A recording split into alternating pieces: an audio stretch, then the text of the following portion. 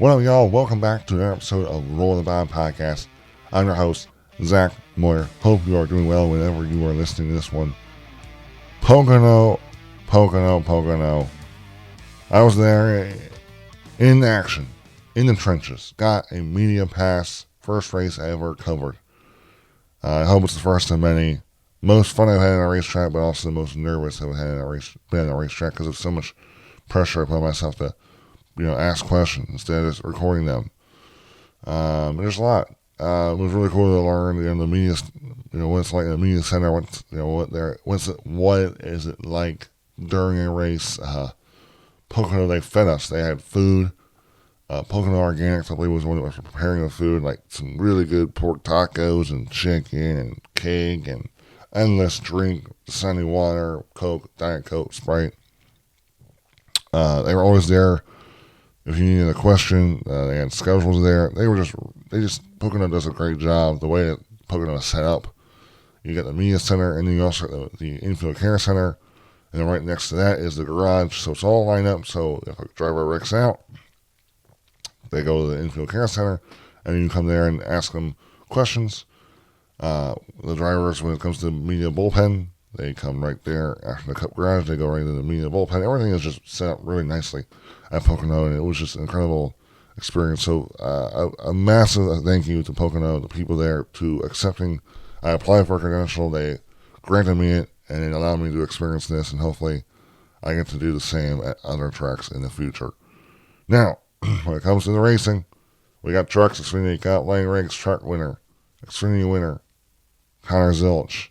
Cup winner, Chase Briscoe. We'll start off trucks here. We're going to run through trucks and Xfinty and go in more detail with the Cup race. Lane Riggs wins the race, led 25 laps.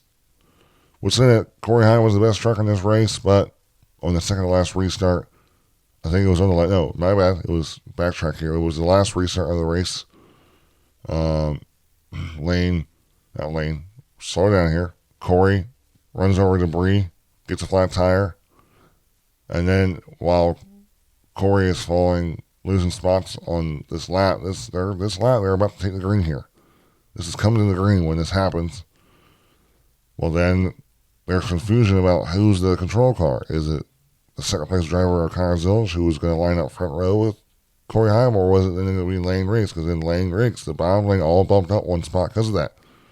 Well, it ended up Lane Riggs in his post-race interview, press conference, that he realized 1 second until he was going to launch and hit the gas that he was the control car.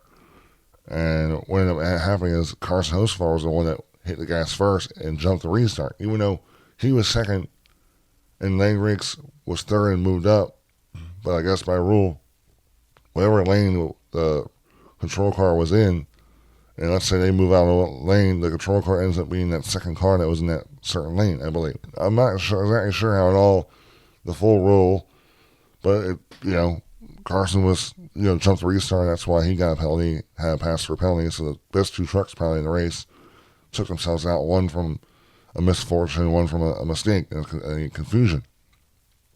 And Lane was able to set sail there and finish it off. I thought, like I said, Corey was probably the best truck. Lane was, third. Carson was probably second in there. Lane won stage one. Stage two was Corey Heim. Yeah.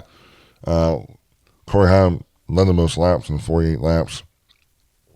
Corey Heim led the most laps in 48 laps. Lane led the second most. And then, Stuart Friesen led 4. And Roger Carruth led 3 laps of the 80-lap race. Your top 10 from the race was Lane Riggs first, second, Tanner Gray, third, Keenan Honeycutt, fourth, Brandon Jones, fifth, Daniel Hemrick, sixth, Connor Mozak, seventh, Chandler Smith, eighth, Stuart Friesen, ninth, Ty Majeski, and 10th, Roger Carruth. A shout out to Luke Baldwin, making only a couple starts this year, finishing 12th. This is his first race at a track bigger than a mile and a half, so really cool for him. Carson finished 13th, and then Corey Heim ended up finishing 23rd. Now the Xfinity Series race. I move on from that. Let me go to my finishing results. Connor Zilisch gets the W. His first win on the oval, and first win for first-time crew chief Dale Earnhardt Jr. He was subbing in for the crew chief. Forget Connor Zilisch's full-time crew chief's name, but I know he was subbing. He was suspended one race for loose lug nuts from the Nashville race on the car. And there was a lot of talk about Dale Earnhardt Jr. How involved was Dale Earnhardt Jr. going to be? Was he just going to be a warm body? As Kyle Busch said, just a guy there, meant for publicity. Might say a few things, but really won't really be in detail. It was the complete opposite. I thought Dale was kind of like Connor Zilisch's driver coach. He was telling him, hyping him up, telling him the situation. He was the one that was relaying all the information. Now, of course, Dale was not the one doing all the strategy and figuring out the fuel saving. Of course not. But I think Dale played a massive role in just the mindset of Zilisch, hyping him up, telling him what's going on, giving him advice. Because I think Zilisch, this young 18-year-old, needs all the advice he can get, and I think he took a lot of that advice that Junior was giving him. Zilisch ran a great race. We saw where Elliott and Allgaier were 1 and 2 there. He was the second to last restart. Allgaier drove in there pretty deep, it looked like, got loose, came up into the chase, knocked them both up towards the wall. They lost multiple spots. And that's what then led to a battle between Connor Zilisch and Jesse Love. Jesse Love was on older tires. Connor on the newer tires in the faster car was able to pass Jesse Love with about 3 laps to go, exiting turn 3 nice and clean, and set sail for those final 2 laps and get the W and win his first oval race. It was awesome to see the energy. It was awesome to see Dale Earnhardt Jr. with his daughters, his family, his excitement. Dale in his media press conference, didn't say that this win, this crew chief job wasn't all just me. I had a lot of help. He talks about his engineers. He had Steve Letarte up there.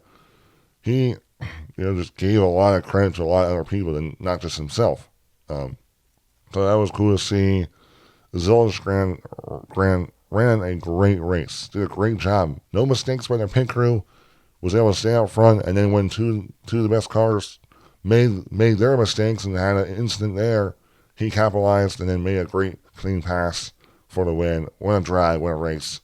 This is good for Connor Zilisch, a guy who's being talked about to go cup racing to get a win right here at an oval, not really an oval, but a triangle shaped track, a track that's considered very technical, very challenging, is very impressive, and a good sign for Connor Zilisch as he continues to progress in his NASCAR career. We didn't really talk about the incident between Justin Allgaier and Chase Elliott. Allgaier got in there pretty hot, made contact with Chase. Chase kind of drove up. Both took their chances out of winning that race. Allgaier came over to Chase after the race, and they just had a very clean, cordial conversation.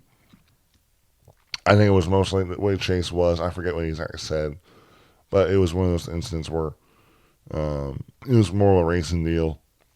I think. Well, of course, it was Allgaier's mistake, but they're just going at it hard there. I'm not even sure they're going at there hard, going after it hard there. But when you're trying to win a race, you do things a little more aggressively, and the aggressiveness, I think, bit Allgaier, and it screwed over his Chevy teammate, and also a teammate that they're both helping each other out in the Xfinty Series. I mean, I don't know how much Junior helps out Hendrick, and I don't know how much Hendrick helps out Junior Motorsports when it comes to the Xfinity Series program.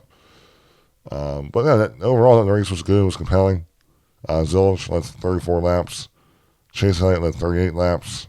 And then Jesse Love led 8 laps there. Who else led some laps here? Justin Allgaier led 10 laps. Stage 1 was won by... Yeah, it was won by... Wait, was it? Who was it won by? Who was in the 20 car? Who was in the 20 car this week? I'm talking so. Oh, yes, Brandon Jones. Was the strategy. Brandon Jones won stage 1. And then stage 2 was won by Connor Zilisch. A lot of field strategy in both races. It was hard to keep up with because I'm not really good at that kind of stuff. But that did lead to some people winning stages that weren't really the best cars at that one moment. It was just that they chose to stay out, take the points, and sacrifice the track position. But we run down our top 10 finishers then. Connor Zellage first, second, Jesse Love, third, Christian Eckes fourth, Chase Elliott fifth, Ryan Sieg sixth, Carson Quapple seventh, Sam Mayer eighth, Sammy Smith ninth, Taylor Gray and 10th, Justin Allgaier. Great runs there for Ryan Sieg, Carson Quapple, Sammy Smith, Sam Mayer, and Taylor Gray too. A lot of good runs there for some drivers. Good run for Anthony Alfredo in that 42 car. That's awesome for him, top 15. Also top 15 for Josh Williams. Brandon Poole in that Alpha Prime number 44 is another solid run as well. So that is the Xfinity Series race. Now, the Cup race. Excuse me. Chase Briscoe saves enough fuel. He was 9 miles short after the final pit stop. James Small radioed in to Chase Briscoe and saying they were effed on fuel. But Chase Briscoe, it all worked out with strategy. He was able to clear Hamlin on the final restart after the bottom lane didn't get as good of a push. Briscoe had a good push to the outside, and then it was just kind of a game of saving fuel, but somehow Briscoe was able to save fuel and run his fastest lap times around that track, which is still kind of crazy to me. Doesn't make any sense, but he did it. Did a great job. Hamlin would get close to Briscoe, but then like with the way the Dirty Air works with this track and how it's two groove track in turns 1 and turns 3, but the way Denny Hamlin explained on his podcast, it's like the air wake allows the car to kind of block both lanes. So that's just kind of how Pocono's been, but also this next gen car is terrible in Dirty Air. That's the reason why we didn't get a single green flag pass for the lead. All the passing for lead was during pit cycles and stuff, because there was 11 lead changes, but that was all through pit stops and cycling. All that way, all the way all that kind of stuff cycled through. But awesome win for Chase Briscoe though. Chase Briscoe, last year he signed a contract on June 25th to race for Jacobs Racing for this season. On June 22nd, he won his first race for Jacobs Racing. He started off the season struggling a little bit, trying to find the speed, find that consistency. He ended up knocking out 3 poles in a row, and then to put a full race together here and do a little fuel saving to get the win is massive. Massive for his confidence. Chase in his media press conference said this was his least enjoyable win, but the reason it was his least enjoyable was because there was so much pressure on him to win. There's a lot more pressure on him to win at Jacobs Racing than there was at Stewart-Haas, because Stewart-Haas, it was more like a Cinderella story of like, oh, we win, incredible. At Jacobs Racing, it's kind of expected. But hopefully if he continues to win races, he'll end up enjoying them more. I think there was probably, he talked about how he told his wife he has to win. There's a lot of pressure. I think now once the pressure, you get that one win now, the pressure can kind of relieve. He can kind of race probably a little more loose now. And who knows? Can we be seeing Chase Briscoe knock off a bunch of wins here? It wouldn't surprise me. He wouldn't surprise me. He was a guy that went the whole way to the Final Four, because he's an incredible race car driver, and he's in an incredible race car and with an incredible race team. So congratulations to Chase Briscoe. Great drive. Won stage 2 too. A lot of strategy played out to allow him to be in that position. So that's another great job by his team. We backtracked. Stage 1 was won by Denny Hamlin. He led the entire race. We saw Chris Buescher get close to Denny Hamlin, and then a lap later he fall back. That's just the Dirty Air. And Denny Hamlin talked on his podcast, it's pretty much impossible to lose the lead here unless you just completely miss a turn. And that's just because of how bad the Dirty Air is here. There wasn't really much in stage 1. That was really it. With Denny Hamlin winning that stage. But then stage 2, we saw a lot. We saw brake failures with Bubba Wallace, Riley Herbst, Michael McDowell. That was interesting that with those 3 brake failures in this race, it was fun. I'm in the media center watching this race, and a Goodyear official comes into the media center to let these media members know that, hey, it was not the tires that blew. It was the brake rotors that exploded, and then a piece of metal goes into the tire, and the tire pops because of that. So that was kind of a cool, unique thing that not many people will see it. Yeah, Goodyear official comes into the media center and tells people and lets people know it's not our tires, it was the brakes. Which at first I thought it was the tires exploding, but it makes sense. Brake rotors explode. Denny Hamlin explained that because of these long straightaways at Pocono, the tires get really hot in the turns because you're using them, and then they cool down, and the turns get hot again, cool down the straightaways, get hot again, and they end up getting little like fractures in them, and then before you know it, one tire using the brakes, boom, rotor explodes.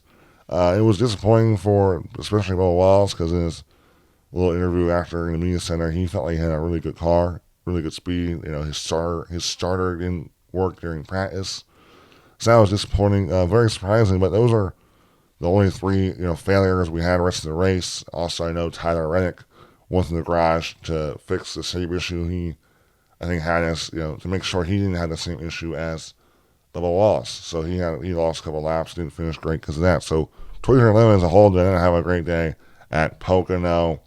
We ended up seeing Carson Hocevar and Ricky Stenhouse Jr. Part 3, but this Part 3 was just them racing hard against each other. It was hilarious that like all this drama that's going through and they're back at it again. Them two are back together.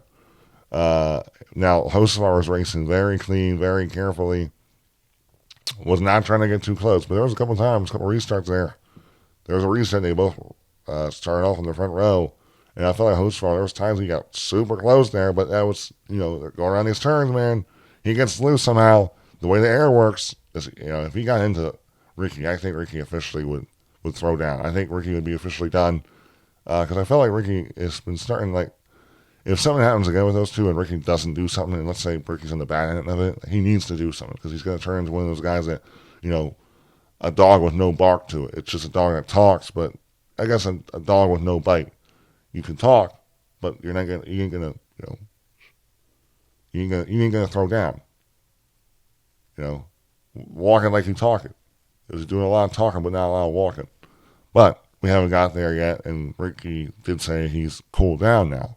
So we'll see. It is a fun storyline to follow, though. It is hilarious that they raced again around each other. We saw Brad Keselowski pit when pit road was closed as the leader. I'm not sure how that happens. Danny Hamlin on his podcast said that's on the driver, but for some reason the spotter didn't call out Brad. The pit, I guess there was also confusion with Jeremy Bullins, his crew chief, that maybe didn't know it was closed. There was just a miscommunication there. Brad got a penalty starting in the back, but Brad had a really fast car. Finished ninth. We'll get to that. Yeah, I think his last restart of the race, he started 24th and went the whole way up to ninth. Ninth, man. Another big wreck in this race in stage 2. All the action, I would feel like, happened in stage 2. Kyle Busch got super, super loose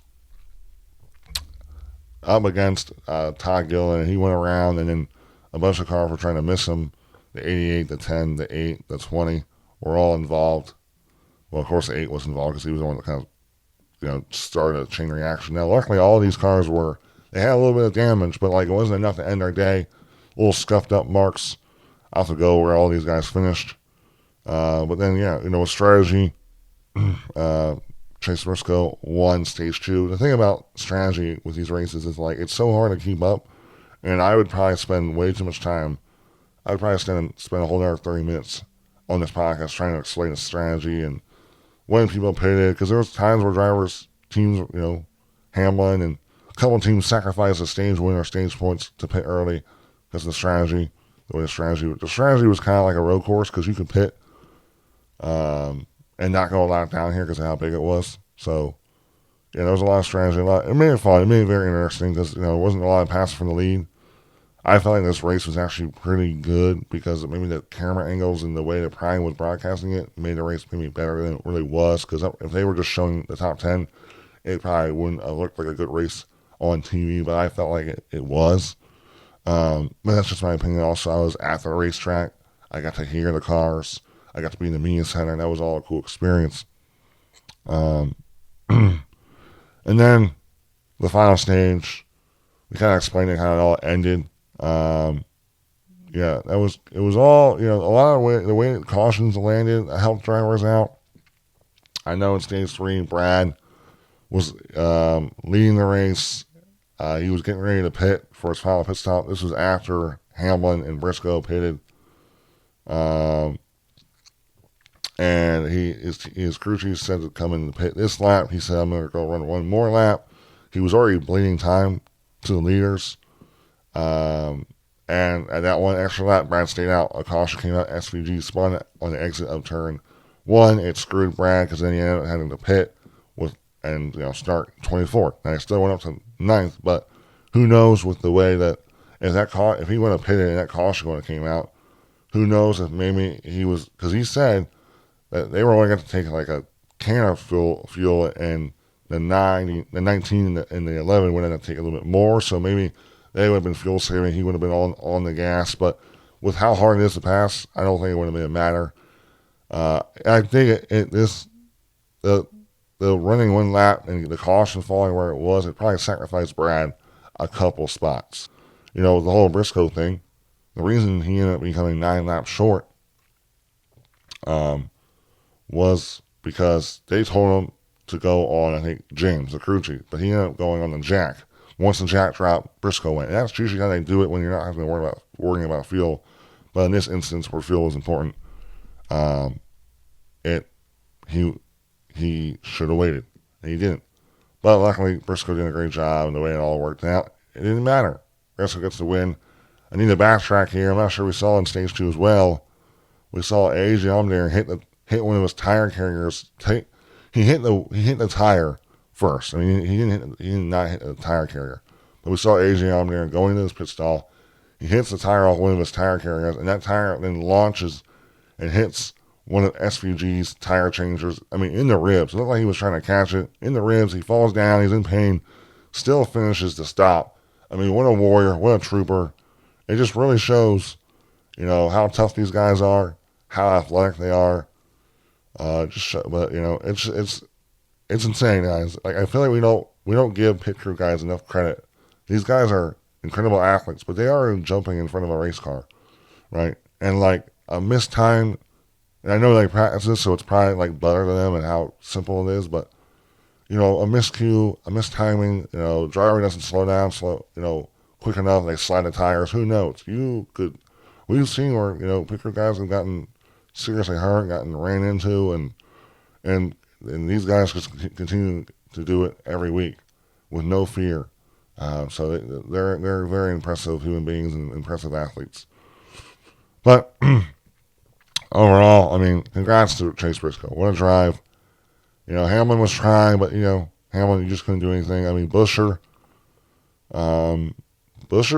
was a good car, but with the way his strategy worked out there, didn't work out in his favor. That late race restart too. That final restart, if Buescher was the second car on the inside, if he just gave Hamlin a better push and we saw maybe a side-by-side battle there in turn 1 with Briscoe and Hamlin, who knows what could have happened with side drafting.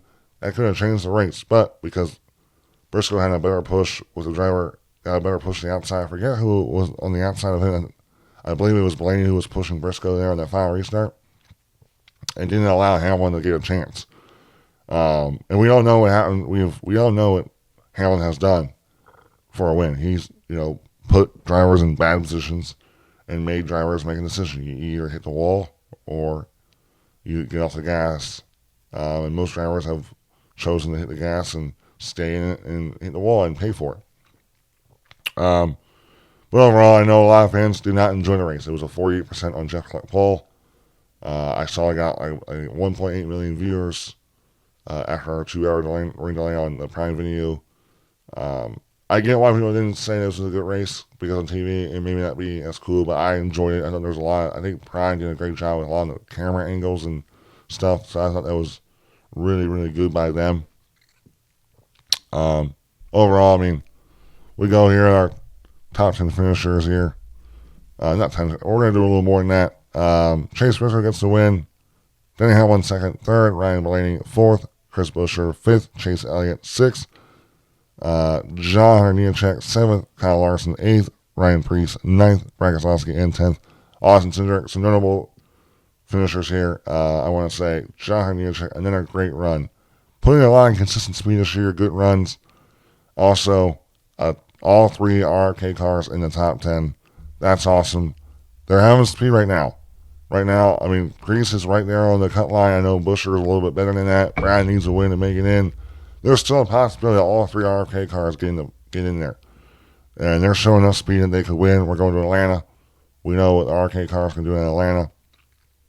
With Legacy Miracle, a 13th finishing spot for Eric Jones. Josh Berry, 12th. We'll run down the order here. 14th, Ty Gibbs. 15th, Daniel Suarez. 16th, Joey Delgado. 17th, Christopher Bell. 18th, Carson Hocevar. 19th, Justin Haley. 20th, Kyle Busch. 21st, A. John Deere. 22nd, Cole Custer. 23rd, Noah Gregson. 24th, Austin Dillon. 25th, Zane Smith. 26th, Ross Chastain. 27th, William Byron. 28th, Ty Gilliland. 29th, Cody Ware. 30th, Ricky Styles Jr. 31st, Shane Van Gisbergen. 32nd, Tyler Eck. 33rd, Ty Dillon. 34th, Brendan Poole. 35th, Michael McDowell. 36th, Bill Wallace. And 37th, Riley Herbst. William Byron, where did he finish? I gotta go back. I'm backtracking here. Oh, yeah. 27th for William Byron. I mean, William Byron probably had the fastest car in practice and qualifying, but he crashed in qualifying, and that probably killed him. I think he could have had a winning car. He could have been in that mix. But I'm not sure it was just strategy or just didn't have the overall raw speed. Also, Ross Chastain, 26. Not, good run either there. I mean, yeah, not a good run at all. I mean, Zane Smith, too, having some speed, 25th. Kyle Busch, he was involved in that wreck. A.J. Deere, 21st. Christopher Bell, he was involved in that wreck, so that's 17th. Carson Hocevar, I don't know exactly what happened, but I think he was running top five most of at least the first two stages, and then I don't know if strategy, the way that all played out, where the cautions didn't work out for him, finishing 18th. Alex Bowman, 11th. Could have had back-to-back top 10s here, but still a good finish after that massive hit at Michigan. Josh Berry, 12th. Daniel Suarez, 15th. Good run for him. Yeah. Who done the most laps in this race? It was Chase Briscoe, 72. Hamlin, 32. And then Brian Keselowski, third most, 27th. And then fourth most was Alex Bowman. Alex Bowman led some laps. Stage one was Hamlin. Stage two, Joe Gibbs Racing. Well, guys, that is overall my podcast. I'm excited for Atlanta this weekend, the in-season tournament. Stay tuned to a lot of content getting ready for that. I had a great time at Pocono, guys. I hope I get to be a media member again very, very soon, and I'll definitely be back to be a media member at Pocono again. It was an experience, really cool, just eye-opening. It was a learning experience. Hopefully I can take what I did and learn at Pocono and use it to tracks I get to go and be a media member for, hopefully. We'll see about that one. I will say, again, Prime, I already talked about it. Been fantastic. They set the bar. I know that TNT, because they're a regular TV show and they have other recordings, won't be able to do the same stuff and be able to have such a long post-race because they're streaming and not regular TV. But I'm looking forward to seeing how TNT does. Prime, you did incredible. You set the bar so well. I wish you had more than 5 races, but that's just how it worked out with I guess NASCAR just chose not to give them a bigger sample size. It was 5 races. I wish there was more. But overall, love Prime. Can't wait for them to come back next year. Overall, that's the podcast. Stay tuned to Atlanta. Stay tuned to all my content. I'll see you then, y'all. Have a good rest of your week. Goodbye.